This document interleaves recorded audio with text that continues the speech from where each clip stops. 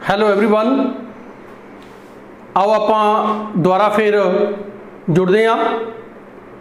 ਪਿਛਲੇ introductory lecture ਦੇ ਵਿੱਚ ਤੁਹਾਡੇ ਨਾਲ ਗੱਲਬਾਤ ਕੀਤੀ ਸੀ ਤੇ ਵਾਅਦਾ ਕੀਤਾ ਸੀ ਕਿ ਤੁਹਾਡੇ ਨਾਲ ਫਸਟ ਟੌਪਿਕ ਡਿਸਕਸ ਕੀਤਾ ਜਾਵੇਗਾ, ਚੇਂਜ ਦਾ ਵੌਇਸ। ਡੀਅਰ ਸਟੂਡੈਂਟਸ, ਇੱਕ ਗੱਲ ਦੀ ਗਰੰਟੀ ਹੈ ਕਿ ਮੈਂ ਜਦੋਂ ਤੁਹਾਨੂੰ ਇਹ ਚੇਂਜ ਦਾ ਵੌਇਸ ਦੇ ਰੂਲ ਰੈਗੂਲੇਸ਼ਨਸ ਕਰਵਾऊंगा, इट इज़ ग्रंटड। नंबर 1 मैं ਤੁਹਾਡੇ ਲੈਵਲ ਤੇ ਜਾ ਕੇ ਕਰਵਾਵਾਂਗਾ।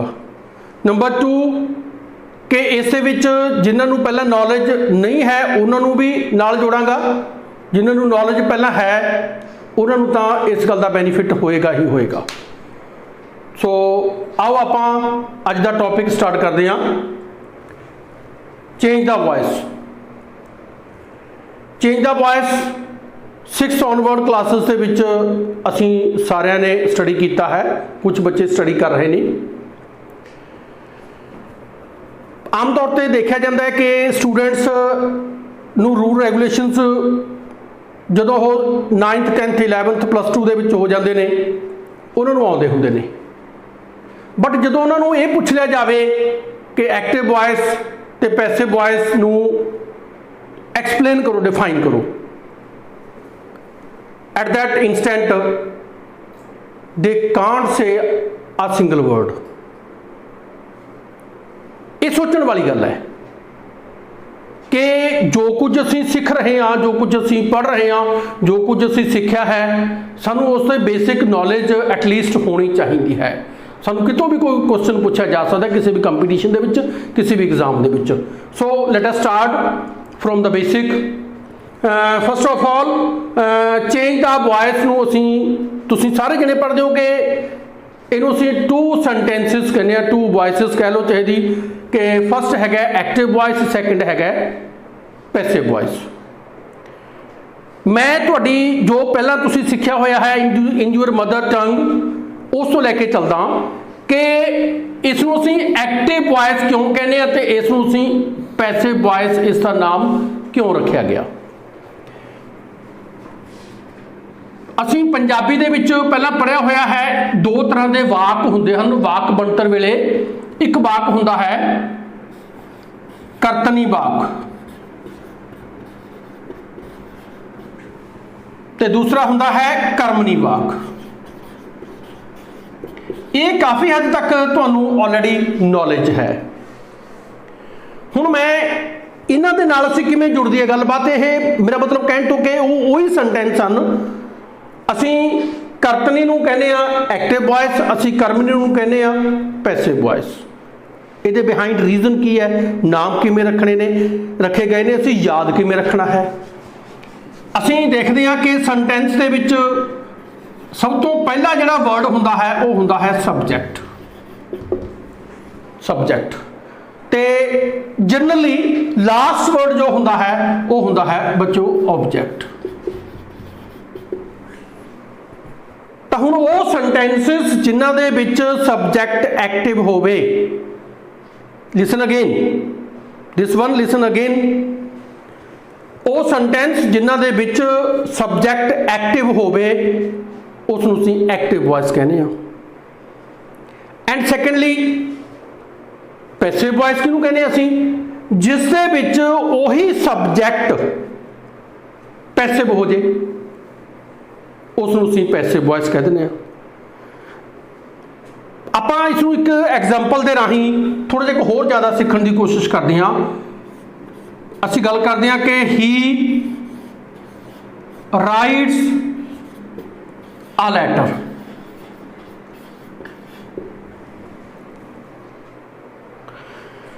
ही राइट्स आ लैटर जदों असीं इस एग्जांपल नूं डिस्कस करदे हां तां इस दे विच सबजैक्ट ही, वर्ब दी हले असीं गल नहीं करांगे, राइट्स है, and a letter is object. असीं जदों पंजाबी दे विच इसनूं ट्रांसलेट करदे हां, ਉਹ एक खत लिखता है, वो एक चिट्ठी या एक पत्र लिखता है। इस दे विच जिहड़ा सबजैक्ट है ही, सब्जैक्ट इज एक्टिव, इस करके इसनूं उसने एक्टिव कह दिता। इसका पैसिव की बनता है, इसका पैसिव स्टूडेंट्स बनता है कि a letter is written by him। listen, see here, जो पहले सब्जैक्ट एक्टिव सी इस पैसिव सेंटेंस दे विच ਉਹੀ ਜਿਹੜਾ वर्ड है हिम हुण पैसिव हो गया। He active, subject active, so it is called the active voice. Second sentence ਦੇ ਵਿੱਚ ਉਹੀ सब्जैक्ट पैसिव हो गया, so it is called the passive voice. Now ਜੇ ਅਸੀਂ ਇਸ ਨੂੰ ਨੈਟਸਲ ਡਿਫਾਈਨ ਕਰਨਾ ਹੋਵੇ ਕਿ ਆ sentence in which subject is active, that sentence is known as active voice, and a sentence in which the same subject becomes passive, it means ਉਸ ਵਿੱਚ ਜੋ ऑब्जेक्ट ਸੀ ਉਹ ਆਟੋਮੈਟਿਕਲੀ ਐਕਟਿਵ ਹੋ ਗਿਆ। ਬਟ ਜੇ ਤੁਸੀਂ कई टीचर्स इस तरह भी करवा देंगे ने, बट मैं कन्फ्यूज हो जाऊंगे तुसी अगर इस तरह करोगे तो, क्योंकि मेरे सिखाने का इंटरस्टिंग वे इसे करके है कि मैं जो कुछ मिसटेक्स बच्चों दी होंदियां ने उन्होंने अपने माइंड दे विच रखदे होए तुहाडे सामने गल डिलीवर कर रहा कि इत्थे ही एक्टिव है, इस करके इसनूं यानी कि सब्जैक्ट एक्टिव जिस दे विच होएगा वो एक्टिव है, जिस दे विच वो सब्जैक्ट पैसिव हो जाएगा वो पैसिव वॉइस होएगा। हुण दूसरे पासे पंजाबी दे विच ਅਸੀਂ ਸਬਜੈਕਟ ਨੂੰ ਕਹਿੰਦੇ ਆ ਕਰਤਾ, ਪੰਜਾਬੀ ਦੇ ਵਿੱਚ ਅਸੀਂ ਇਸ ਨੂੰ ਕਹਿੰਦੇ ਆ ਕਰਤਾ, ਜਿਸ ਦੇ ਵਿੱਚ ਕਰਤਾ ਐਕਟਿਵ ਹੈ ਉਹ ਐਕਟਿਵ ਵੌਇਸ ਹੈ। ਜਿਸ ਦੇ ਵਿੱਚ ਕਰਮ ਅਸੀਂ ਕਿਹਨੂੰ ਕਹਿੰਦੇ ਆ ਆਬਜੈਕਟ ਨੂੰ, ਜਿਸ ਦੇ ਵਿੱਚ ਕਰਮ ਭਾਰੂ ਹੋ ਗਿਆ ਇਟ ਮੀਨਸ ਆਟੋਮੈਟਿਕਲੀ ਉਸ ਦੇ ਵਿੱਚ ਜਿਹੜਾ ਸਬਜੈਕਟ ਹੈ ਜਿਹੜਾ ਕਰਤਾ ਹੈ ਉਹ ਪੈਸਿਵ ਹੋ ਗਿਆ, ਤਾਂ ਇਸੇ ਕਰਕੇ ਉਸ ਨੂੰ ਅਸੀਂ ਨੇ ਪੈਸਿਵ ਵੌਇਸ ਕਹਿ ਦਿੱਤਾ। ਸੋ ਇਸ ਤਰ੍ਹਾਂ ਕਰਕੇ ਅਸੀਂ ਦੇਖਦੇ ਹਾਂ ਕਿ ਮੈਂ ਬਹੁਤ ਸਾਰੇ ਸਟੂਡੈਂਟਸ ਨੂੰ ਦੇਖਿਆ ਉਹ ਗ੍ਰੈਜੂਏਸ਼ਨ ਤੱਕ ਕਰ ਜਾਣਗੇ, ਉਹ +2 ਤੱਕ ਕਰ ਜਾਣਗੇ, ਉਹਨਾਂ ਨੂੰ ਰੂਲ ਰੈਗੂਲੇਸ਼ਨਸ ਸਾਰਿਆਂ ਦੇ ਆਉਂਦੇ ਹੋਣਗੇ, ਉਹ ਇਸ ਨੂੰ ਚੰਗੀ ਤਰ੍ਹਾਂ ਹਾਈ ਸਕੋਰ ਵੀ ਕਰ ਲੈਣਗੇ, ਬਟ ਜਦੋਂ ਉਹਨਾਂ ਨੂੰ ਬੇਸਿਕਲੀ ਇਸ ਦੇ ਬਾਰੇ ਵਿੱਚ ਜਾਣਕਾਰੀ ਪੁੱਛੀ ਜਾਂਦੀ ਹੈ ਉਹ ਇਸ ਦੇ ਬਾਰੇ ਵਿੱਚ ਜਾਣਕਾਰੀ ਦੱਸਣ ਤੋਂ ਦੇਣ ਤੋਂ ਅਸਮਰਥ ਹੁੰਦੇ ਹਨ। ਸੋ ਇਸ ਕਰਕੇ ਅੱਜ ਦੇ ਮੈਂ ਇਸ ਆਪਣੇ ਲੈਕਚਰ ਦੇ ਵਿੱਚ ਤੁਹਾਡੇ ਕੋਲੇ ਤੁਹਾਡੇ ਵਿੱਚੋਂ ਕਿਸੇ ਵੀ ਸਟੂਡੈਂਟਸ ਨੂੰ ਹੁਣ ਇਸ ਗੱਲ ਦਾ ਡਾਊਟ ਨਹੀਂ ਹੋਣਾ ਚਾਹੀਦਾ ਕਿ ਇਹਨਾਂ ਦਾ ਨਾਮਕਰਨ ਕਿਸ ਤਰ੍ਹਾਂ ਹੋਇਆ ਹੈ, ਵੀ ਅਸੀਂ ਨੇ ਇਹਨਾਂ ਨੂੰ ਐਕਟਿਵ ਵੌਇਸ ਕਿਉਂ ਕਿਹਾ ਜਾਂਦਾ ਹੈ, ਪੈਸਿਵ ਵੌਇਸ ਕਿਉਂ ਕਿਹਾ ਜਾਂਦਾ ਹੈ। ਆ sentence in which the subject is active, that sentence is non as the active voice. A sentence in which the same subject becomes passive, so it is called the passive voice। ਇਸੇ ਜਦੋਂ ਤੁਸੀਂ ਕਰਤਾ ਤੇ ਕਰਮ ਨਾਲ ਜੋੜਨ ਦੀ ਗੱਲ ਮੈਂ ਕਰਦਾ ਉਹ ਤਾਂ ਕਰਦਾ ਕਿਉਂਕਿ ਸਟੂਡੈਂਟਸ ਨੂੰ ਇਸ ਦੇ ਬਾਰੇ ਵਿੱਚ ਈਜ਼ੀਲੀ ਲਰਨ ਹੋ ਜਾਂਦਾ ਹੈ, ਈਜ਼ੀਲੀ ਉਹਨਾਂ ਨੂੰ ਪਹਿਲਾਂ ਆਲਰੇਡੀ ਪਤਾ ਹੁੰਦਾ ਹੈ। ਸੋ ਇਸ ਕਰਕੇ ਇਸ ਜਿਹੜੇ ਰੂਲ ਰੈਗੂਲੇਸ਼ਨਸ ਨੇ ਉਹਨਾਂ ਨੂੰ ਵੀ ਅਸੀਂ ਨਾਲ ਨਾਲ ਡਿਸਕਸ ਕਰਾਂਗੇ। ਇੱਥੇ ਅਸੀਂ ਹੋਰ ਵੀ ਸੋ ਮੈਨੀ ਐਗਜ਼ਾਮਪਲਸ ਨਾਲ ਇਸ ਨੂੰ ਕਰ ਸਕਦੇ ਹਾਂ ਕਿ ਇੱਥੇ ਇਜ਼ ਕਿਉਂ ਲੱਗਿਆ, ਉੱਥੇ ਰਾਈਟਸ ਕਿਉਂ ਹੈ, ਇਸ ਬਾਰੇ ਵਿੱਚ ਅਸੀਂ ਟੈਂਸ ਵਾਈਜ਼ ਹੁਣ ਇੱਕ ਗੱਲ ਹੋਰ ਧਿਆਨ ਰੱਖਣੀ ਹੈ ਕਿ ਜਦੋਂ ਅਸੀਂ ਨੇ ਇਸੇ ਬਾਰੇ ਵਿੱਚ ਗੱਲਬਾਤ ਕਰਨੀ ਹੈ, ਐਕਟਿਵ ਪੈਸਿਵ ਨੂੰ ਲਰਨ ਕਰਨਾ ਹੈ, ਤਾਂ ਪਲੀਜ਼ ਮੈਂ ਤੁਹਾਨੂੰ ਇੱਕ ਰਿਕੁਐਸਟ ਕਰੂੰਗਾ ਕਿ ਆਪਾਂ ਅਗਲੇ ਲੈਕਚਰ ਦੇ ਵਿੱਚ ਤੁਸੀਂ ਥੋੜਾ ਬਹੁਤਾ ਟੈਂਸਸ ਦੇ ਬਾਰੇ ਵਿੱਚ ਬੇਸਿਕ ਜੀ ਜਾਣਕਾਰੀ ਲੈ ਕੇ ਆਇਓ, ਤੇ ਆਈ ਵਿਲ ਪ੍ਰੋਮਿਸ ਮੈਂ ਤੁਹਾਨੂੰ ਨਾਲ ਦੀ ਨਾਲ ਟੈਂਸਸ ਦੇ ਰੂਲਸ ਦੇ ਬਾਰੇ ਵਿੱਚ ਕੁਝ ਨਾ ਕੁਝ ਜ਼ਰੂਰ ਦੱਸਦਾ ਰਹਾਂਗਾ। ਇਸ ਕਰਕੇ ਡੋਂਟ ਬੋਦਰ ਕਿ ਜਿਨ੍ਹਾਂ ਨੂੰ ਨਹੀਂ ਵੀ ਆਉਂਦਾ ਹੋਵੇਗਾ ਪਹਿਲਾਂ ਟੈਂਸਸ ਉਹ ਟੈਂਸਸ ਦੇ ਬਾਰੇ ਵਿੱਚ ਵੀ ਜਾਣਕਾਰੀ ਮਿਲੇਗੀ, ਨਾਲ ਤੁਹਾਨੂੰ ਚੇਂਜ ਦਾ ਵੌਇਸ ਦੇ ਬਾਰੇ ਵਿੱਚ ਵੀ ਜਾਣਕਾਰੀ ਮਿਲੇਗੀ।